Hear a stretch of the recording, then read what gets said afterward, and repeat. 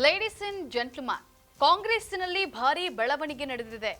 Muslim ಸಂಕಷ್ಟದ inside ಸ್ಟೋರಿಯನ್ನ ನಿಮ್ಮ ಮುಂದೆ ನಾನು ತಂದಿದ್ದೇನೆ. ದಾವಣಗೆರೆಯಲ್ಲಿ ಕಾಂಗ್ರೆಸ್ ಅಕ್ಷರಶಃ ಅಡಕತ್ತರಿಯಲ್ಲಿ ಸಿಲುಕಿದೆ. ಟಿಕೆಟ್ ಯಾರಿಗೆ ಕೊಟ್ಟರೂ ಕೂಡ ಇಂಪ್ಯಾಕ್ಟ್ ಮಾತ್ರ ಕಾಂಗ್ರೆಸ್ಸಿಗೆ ಬೆಸಿ ತುಪ್ಪ ಆಗ್ತಾ ಇದೆ. ಈ ಬಗ್ಗೆ ಎಕ್ಸ್ಕ್ಲೂಸಿವ್ ಅಪ್ಡೇಟ್ಸ್ ನಾನು ಕೊಡ್ತೀನಿ. ನೆಲ ಜಲ ಭಾಷೆಗಾಗಿ ಪ್ರಾಮಾಣಿಕ ಪತ್ರಿಕೋದ್ಯಮ. ನೀವು ನೋಡ್ತಾ ಇದ್ದೀರಾ ಫೋಕಸ್ ಟಿವಿ. ನಾನು ಪವಿತ್ರ.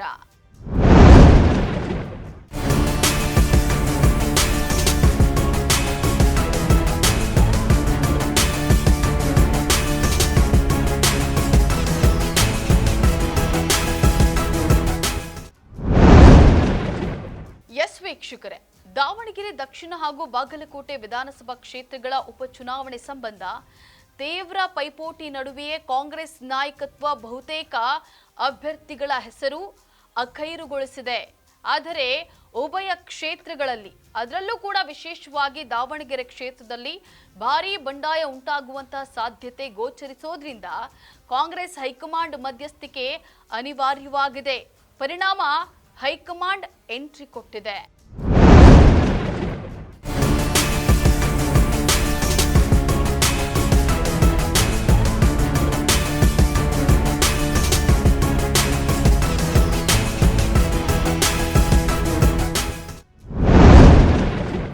ಬಹಳ ಕುತೂಹಲಕ್ಕೆ ಕಾರಣವಾಗಿರುವಂತಹ ದಾವಣಗೆರೆ ದಕ್ಷಿಣ ಶಾಮನೂರು ಶಿವಶಂಕರಪ್ಪ ಅವರ ಮೊಮ್ಮಗ ಹಾಗೂ ಸಚಿವ ಎಸ್ ಮಲ್ಲಿಕಾರ್ಜುನ್ ಅವರ ಪುತ್ರ ಸಮರ್ಥ್ಗೆ ಟಿಕೆಟ್ ನೀಡುವ ಬಗ್ಗೆ ನಾಯಕತ್ವ ಬಹುತೇಕ ಒಮ್ಮತಕ್ಕೆ ಬಂದಿದೆ. ಆದರೆ ಅಲ್ಪಸಂಖ್ಯಾತ ನಾಯಕರಿಂದ ಅತೀವ ಒತ್ತಡ ವ್ಯಕ್ತವಾಗಿರುವ ಹಿನ್ನೆಲೆಯಲ್ಲಿ ಅಖಿಲ ಭಾರತ ಯುವ ಕಾಂಗ್ರೆಸ್ ಕಾರ್ಯದರ್ಶಿ ಖಾಲಿದ್ ಸೈಫುಲ್ಲಾ ಅವರ ಹೆಸರನ್ನ ಸೇರಿಸಿ ವರಿಷ್ಠರಿಗೆ ಕಳುಹಿಸಲಾಗಿದೆ.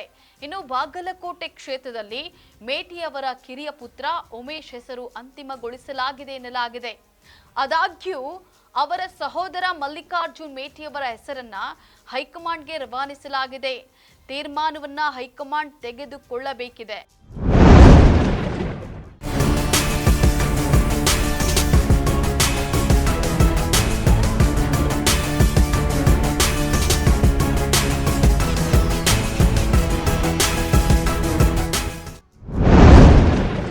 ಟಿಕೆಟ್ ಹಂಚಿಕೆ ವಿಚಾರ ತೀವ್ರ ಗೊಂದಲಕ್ಕೆ ಕಾರಣವಾಗಿತ್ತು.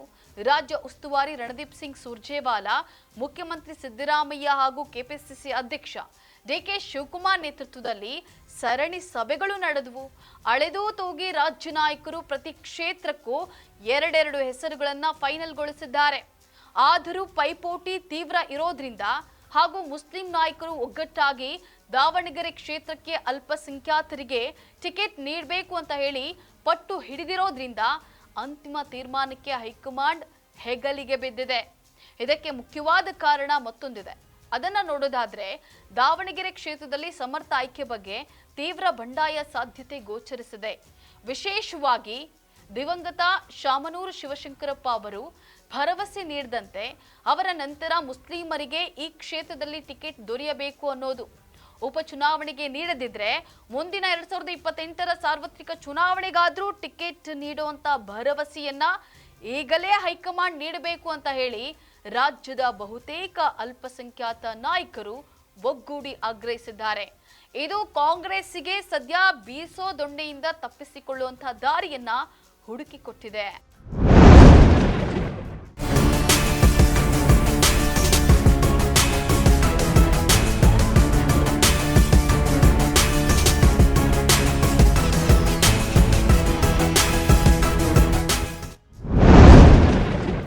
ಮುಸ್ಲಿಂ ನಾಯಕರ ಬಿಗಿಪಟ್ಟಿಗೆ ಮಣಿಯಬೇಕಾದಂತಹ ಕಾಂಗ್ರೆಸ್ ನಾಯಕತ್ವವು ಮುಸ್ಲಿಂ ಆಕಾಂಕ್ಷಿಗಳ ಹೆಸರನ್ನ ನೀಡುವಂತೆ ನಾಯಕರಿಗೆ ಸೂಚನೆಯನ್ನ ನೀಡಿತ್ತು. ದಾವಣಗೆರೆ ಕ್ಷೇತ್ರಕ್ಕೆ ಸಂಬಂಧಿಸಿದಂತೆ ಪ್ಯಾನೆಲ್ ಅಂದ್ರೆ 2 ಹೆಸರುಗಳ ಪಟ್ಟಿಯನ್ನ ಹೈಕಮಾಂಡ್ಗೆ ಕಳುಹಿಸಿದಾಗಿ ರಾಜ್ಯ ನಾಯಕರು ತಿಳಿಸಿದ್ರು ಎನ್ನಲಾಗಿದೆ. ಹಾಗಾಗಿ ದಾವಣಗೆರೆಯ ಟಿಕೆಟ್ ಹಂಚಿಕೆ ವಿಷಯ ಸದ್ಯ ಬೂದಿ ಮುಚ್ಚಿದ ಕೆಂಡದಂತಿದ್ದು ಯಾವಾಗ ಬೇಕಾದ್ರೂ ಬ್ಲಾಸ್ಟ್ ಆಗುತ್ತೋ ಗೊತ್ತಿಲ್ಲ. ಅಲ್ಲದೆ ಈ ಬೆಳವಣಿಗೆ ಮುಂದೆ ಯಾವ ರೀತಿಯ ಟರ್ನ್ ತೆಗೆದುಕೊಳ್ಳುತ್ತೋ ಕಾದು ನೋಡಬೇಕಿದೆ. ಇದಾಗಿತ್ತು ಈ ಕ್ಷಣದ ಎಕ್ಸ್ಕ್ಲೂಸಿವ್ ಅಪ್ಡೇಟ್ಸ್. ನೆಲ ಜಲ ಭಾಷೆಗಾಗಿ ನೋಡ್ತಾ ಇರಿ ಫೋಕಸ್ ಟಿವಿ.